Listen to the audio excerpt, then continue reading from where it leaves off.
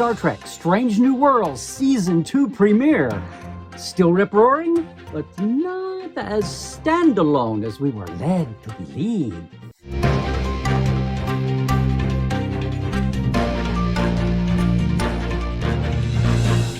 Hey, it is Dr. Trek, Larry Nemecek, coming at you here from the heart of Trekland and letting the dust settle just a bit on all the recent Trek headlines. So, you don't get a hot take or a quick take. You get a second opinion from Dr. Trek.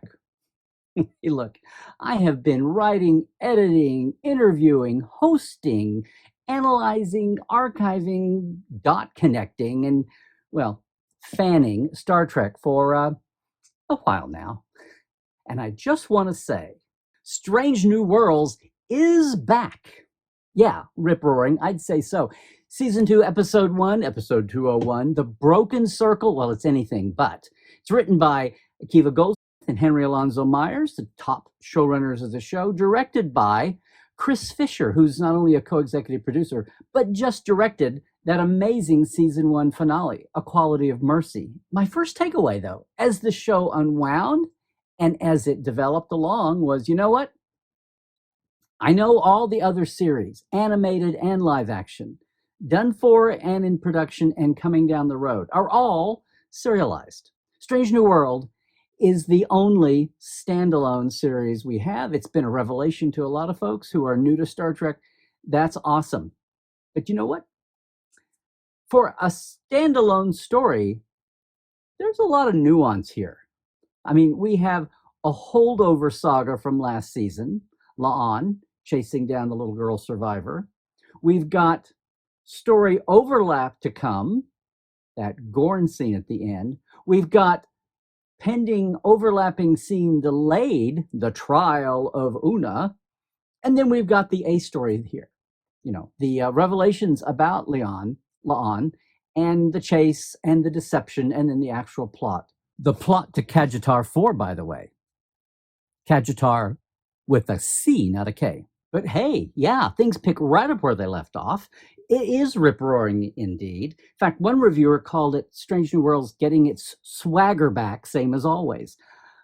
Although I hate to say this, there were times when I felt the budget creeping in a little bit, as amazing as that is to say, especially in the scenes where you're not trying to show off all the aliens you can get into a scene, but that's a small quibble. Rip-roaring indeed. I mean, the revolt of Spock and the red shirts, that was a lot of fun to watch. Especially, hey, those inspectors, it was a great return to the old stiff Starfleet ramrods, right? It's almost like a return to the diversity of humanity from the original series, without going to the extreme of the bad roles, you know what I mean? Even if they are all tending to be the men, or male presenting anyway, and Starfleet beards in 2060. Oh well, I guess the clean-shaven, pointy sideburns fad era is a few years to come. But the old permission denied, well, out with the brass. That meme, it never gets old. Great opening scene. Okay, big things, little things. The biobed monitors. Oh, it was such a clear homage. Right in your face on the wall there in sickbay. Big homage to the TOS biobed monitors, right? With the blinking floaty bars and the center. Well, you know what I'm saying. Of course, it was an homage. It wasn't exactly what I want to see, but hey, it's more than I'm used to getting. I'll take it.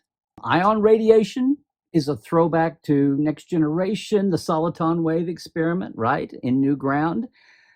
Well, it's a throwback to a century later, but you know what I mean. It's right there in the canon book. And hey, it's green moment without the words. In fact, with no words. In fact, that super soldier green mixture in the little tubule, I thought was a daring moment in this way. It was very DS9-like. It was very anti-technobabble. They never gave you the name, the cool little name for what that elixir was, right? They just went on with the scene, did it, and it became Stunsorama. Yeah.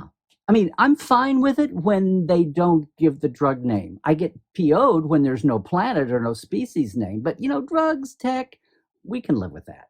In fact, it's kind of a relief.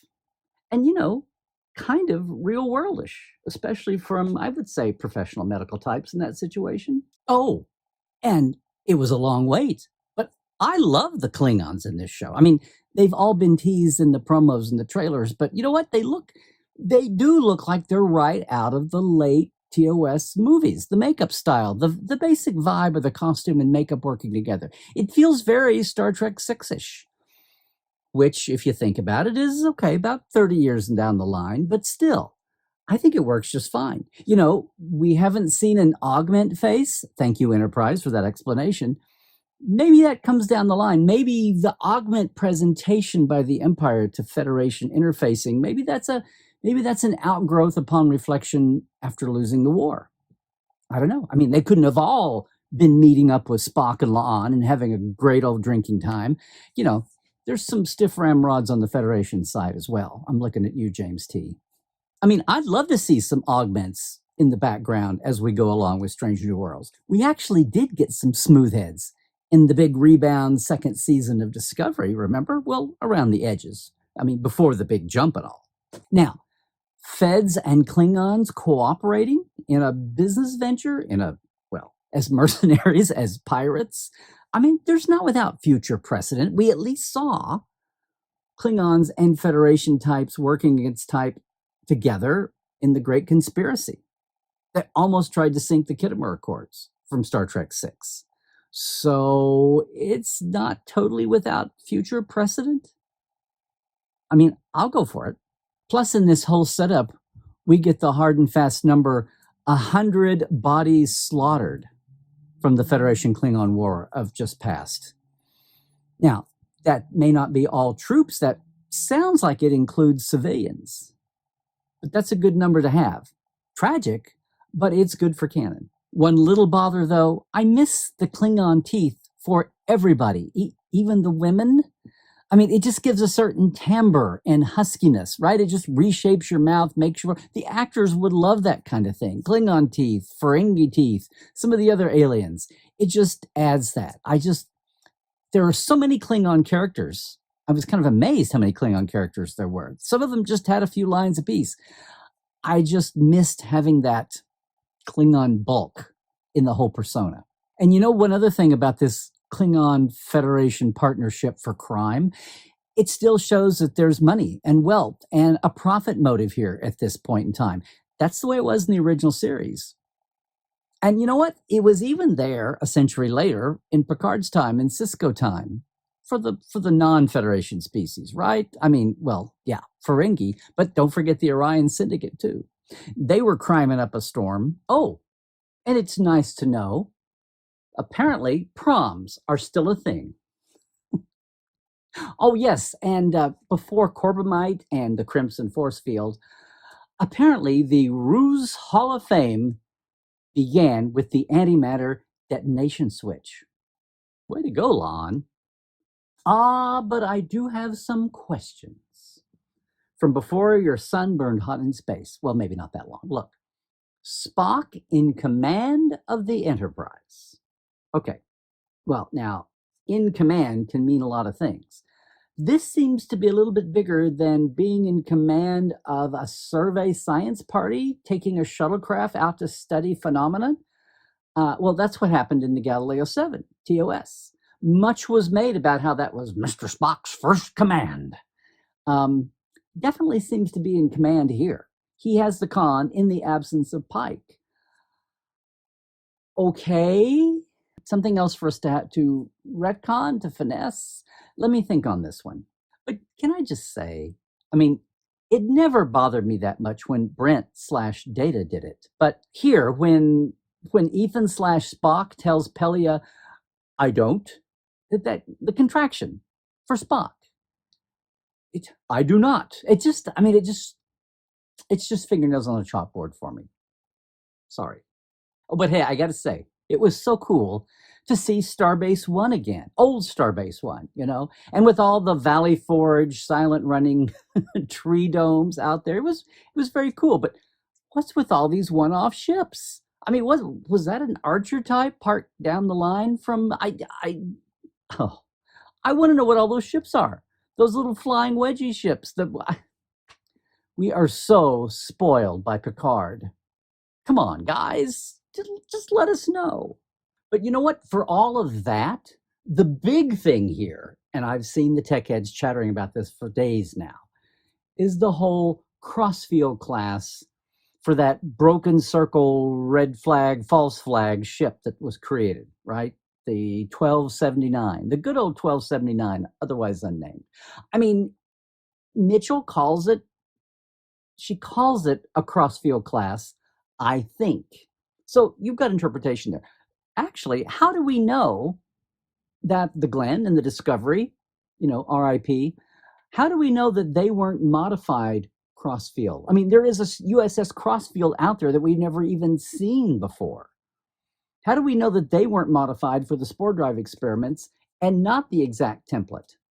Now, if you're watching this closely, first it looks nothing at all. It's so much shorter. But when it finally turns, this phantom ship, you can see stars through the gaps for the rings. So that's there. Mitchell is maybe reacting to basic conflicting data, and it leans toward a crossfield class. She gives you the caveat, I think. Look, this is clearly, these little underground pirates have clearly put much shorter nacelles on it than the Discovery and the Glenn had. The crossfield class that we know. And you know what? Maybe that's what the database shows now. In case you haven't been taking notes at home, keeping score at home, both the Glenn and the Discovery are embroiled in a little bit of a, dark file situation here. So it's not like people are delving into the specs of the crossfield class anyway. If they were not built as was, but modified from the original template and other ships followed, including the crossfield, it might have been not just an honest mistake on her part, but a puzzlement, especially when she goes on to say a crossfield could never take on a Klingon battlecruiser. Well, we saw the Discovery take on multiple Klingon ships in battle. It, get the hell beat out of it, but it held up to them. It wasn't a paper tiger out of the gate. So maybe there is something there to this.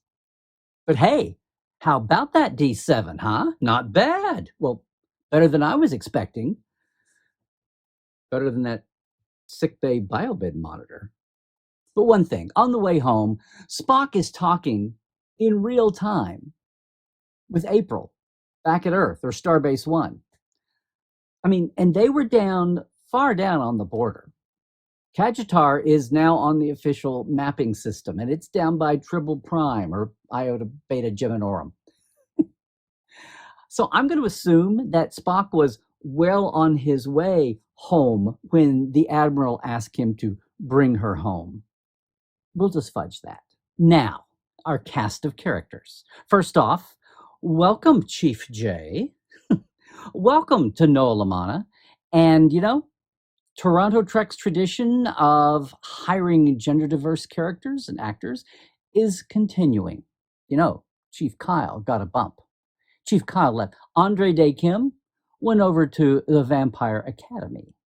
But oh my goodness, Dr. Mbenga, Joseph is finally canon Mbenga. What an episode, what a performance and a role that I was not expecting this time. Can I just say this? I mean, we have seen our good doctor curious. We've seen him funny. We've seen him fatigued. We've seen him dazed. We have seen him heartbroken. But I don't think we've seen him with this wounded, gut felt, this PTSD that we're learning more about, and this gut wrenching, this killer soldier side. I know it was the drug. Babs Olusamokun is a 2-time Pan American champion. He is a Brazilian Jiu-Jitsu black belt. So he's able to sell that whole Roga Danar mode well. But it wasn't just the stunts and all that. It was the in-between the stunt, in between the fighting, the rage, the look, the hard edge. And, and Chappell was right there with him. They were both green drugged out together. But still, this was, for all the scenes we have seen him and through playing all those other emotions and moods, I was taken aback. And I sure wasn't expecting that to be the highlight of this steal the Enterprise and chase down La'an while we're waiting for other things to percolate plot, it was something to behold, and I really see, well, I see Babs and I see Mbenga in a whole new light. Not to mention that Mbenga can fiddle with the transponder box, and for that matter, Chapel can hotwire a door, which now that we know their shared and various experiences during the Klingon War, that's not so far-fetched to believe. Our spit and polish medical togged folks here have definitely had to get their hands dirty. Oh, but even more so, can I just say 2 words? Carol Kane? I mean, Herpelia is a treasure. I mean, no diss at all to her, but when I say that she really brings a whole late stage Betty White quality to the crew now, I love it. I think everybody loves it. I love her accent. I love her hair wisps. And what is this? She's a Lanthanite? What, she's from Lanthan? Like Tellarites are from Teller? I don't know. I'm really looking forward to finding out what they're going to play with as all of her differences from the humanoid norm. You know, aside from the longevity thing, which is pretty funny. And Lanthanites were living secretly among humans on Earth until the 22nd century? I can't wait to see this. And you know, you see her in scenes in still pictures from the time travel episode when they are Toronto trekking in the current day, and you see her there along with Kirk and La'an too. Oh, and the fact that Pelia knew Amanda, Spock's mother, well, you know, that's going to be a ticking time bomb for down the road too, okay? And it's not fan servicey, all right? Oh, and what is that pin she's wearing? Please tell me that's not just the fact that she's an inspector. So what do we end with? Yeah, we overlap a little action, we foreshadow a little action, and we end with that map down on the Gorn border where we can clearly see over to the side Cestus labeled, which is where it is. I just don't know, what does that do for, I don't know, the fact that 6 or 7 years later, no one in Starfleet, including Spock, has a clue that Cestus 3 might be already Gorn territory after we've deposited a Federation colony there that's wiped out, and everybody does a, oh, duh, moment to realize it might already be Gorn territory. It's showing up on the map already as looking pretty Gornish to me. So okay, that's something else that, well, I guess that's another case for a little more texture, not trivia. Okay. Maybe this is the place that I sign off on this second opinion. But what about you? Hey, here's your chance to comment. Let me know what you think about Strange New Worlds Season 2 premiere, The Broken Circle, right? Let us all know. And while you're at it, like and subscribe too. Boost the signal. Hey, I dare you to subscribe for some Star Trek sanity. Most of all, if you crave more Dr. Trek and our Trekland point of view, please, I invite you, go over and check out all of our Trek podcasts, live streams, and experiences like Cadet Alice, Trekland Tuesdays Live, Portal 47, our Trekland Treks day tours. All of that is over at LarryNemecek.com. Trek well, everybody.